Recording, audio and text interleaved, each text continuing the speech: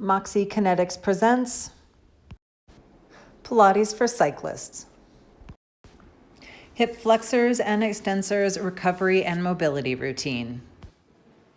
One thing with us cyclists is that we need to work on our hip mobility. And so this is a series that I really like to do, just kind of like a mobility flow. When I'm nice and warmed up, generally I use this as one of my cool downs for after one of my training rides or even after I've done my strength training. And it involves some stability of the deep hip rotator muscle group. Kind of keeps all this organized. It works on returning length to the hip flexors. Since we spend so much time in hip flexion on the bike, it does a little returning length and gliding the fascial line through the hamstrings and the calf, and it also creates some length back in the quads as well. So this is what it looks like from the side. I'm gonna kneel and kick one of my feet forward, and then I'm just gonna sit back, and this is how I'm finding my position for the day, and flex that foot. Here I'm gonna be putting some length into that hamstring and the calf, flexing that foot, and I'm just gonna reach forward. Now from here, I'm going to raise myself up into my lunge position. I'm gonna put my hand on my hips, my hand that's on this leg that's got the knee on the ground. I'm gonna lift that arm up to the ceiling, lifting my rib cage up, and then I'm just gonna lean myself forward, and that's creating length through the hip flexors on that side.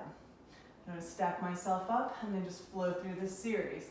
Reaching back, flexing the foot, bending forward, rising up, finding that length.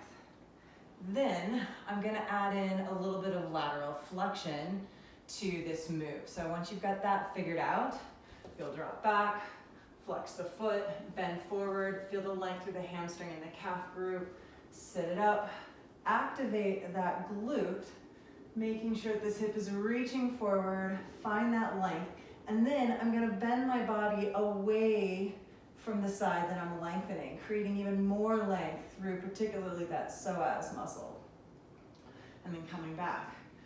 Another way that I can add on to this, once you have that sequence figured out, is rocking back, flexing the foot. Now I'm gonna take this hand and I'm gonna swoop it back and grab my foot as I come forward. Hook it with both my hands, open up, lean forward, opening my chest to the ceiling. Then I'm gonna free that foot, return to this lunge position, and laterally flex, and come through. So here's what that looks like head on. We'll go the other side.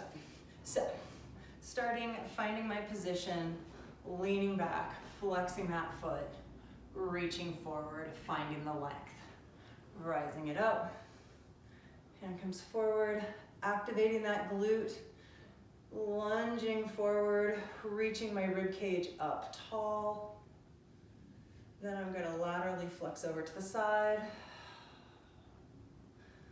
bringing myself back up to neutral, bending it back,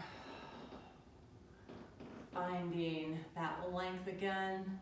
Now I'm gonna swoop my hand back, grab that back foot, both my hands, open my chest up to the ceiling, feeling length return to that quadricep group, freeing that foot, reaching up, lunging forward, laterally flexing.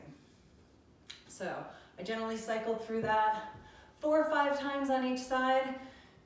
You'll feel it doing all the magic, activating all the intrinsic muscles of the hips and creating length to those muscles that have a tendency to get tight and short while we pedal our bikes for forever. So play around with that, add it into your cool down routine.